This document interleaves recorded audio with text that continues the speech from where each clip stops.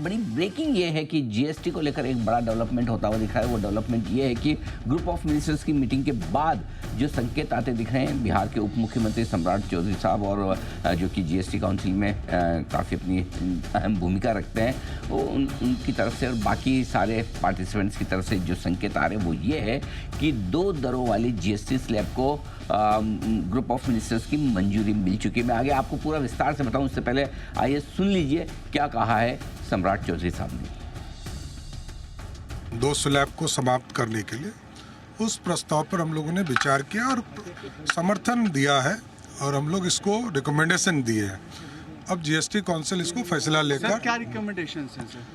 हम लोगों ने जीएम के तरफ से स्पष्ट तौर पर यह निर्णय लिया है कि जो गवर्नमेंट ऑफ इंडिया के 2 प्रस्ताव आए हैं, स्लैब 12% टैक्स को खत्म करने के लिए और 28% के टैक्स को समाप्त करने के लिए, उस प्रस्ताव का समर्थन किया। तो सर, और जो यूजेबल जो चीजें हैं रोजमर्रा की वो सब डिसाइड वहाँ होगा। और सर रेवेन्यू लॉस वो सारे चीजों का एक्सरसाइज चल रहा है।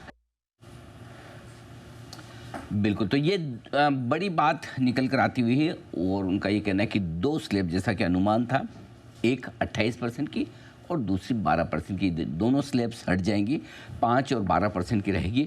ध्यान रहे कि बिहार के जो उप मुख्यमंत्री सम्राट चौधरी साहब है, वही ग्रुप ऑफ मिनिस्टर्स की जो रेट रैशनलाइजेशन कमेटी बनी हुई है उसके कन्वीनर भी है। यानी कि ये जो दरें बदलने का जो प्रयास किया जा रहा है, ग्रुप ऑफ मिनिस्टर्स ने जो ये गठन किया है कमेटी का, उसके कन्वीनर वही हैं, इसलिए उनके बयान काफ़ी महत्वपूर्ण है। इसका मतलब क्लियर कट है कि ग्रुप ऑफ मिनिस्टर्स की मीटिंग में जो कुछ भी फैसले हुए वो फैसले अब आपके सामने आते हुए दिख रहे हैं। ये एक बड़ा डेवलपमेंट होता हुआ दिख रहा है जो कि वाकई में आपके लिए बेहद काम का। तो यानी कि सरकार तेज़ी से जीएसटी की दरों को घटाने के मामले में आगे बढ़ रही है। पहले ऐलान, उसके बाद ग्रुप ऑफ मिनिस्टर्स की तरफ से ये इस बात का समर्थन।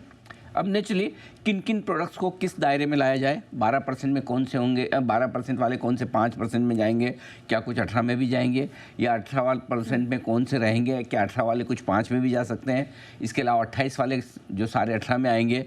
अब उसकी वजह से अगर कहीं कोई रेवेन्यू लॉस हो रहा है, क्योंकि एक अंदाज़ा ये लगाया जा रहा है पूजा कि शायद 50,000 करोड़ का 40 से 60,000 करोड़ के बीच का रेवेन्यू लॉस होगा जीएसटी के ये सारे बदलावों की वजह से। अब राज्य सरकारें ये चाहेंगी कि उसका जो कुछ रेवेन्यू का नुकसान है उसकी भरपाई कैसे होगी, क्या होगी, इन सब चीज़ों पर अलग से बातचीत होगी।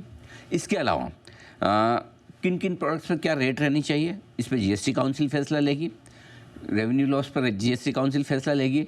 कौन से आइटम्स 40% की कैटेगरी में रखे जाएं या और उनमें शामिल किया जाए, उन पे वो फैसला लेगी। तो बेसिकली अब जो कहना चाहिए कि ऑपरेशनल डिसीजंस हैं वो जीएसटी काउंसिल में जाएंगे, जिसमें अंदाज़ा लगाया जा रहा है कि 20 और 21 सितंबर को उसकी बैठक होगी।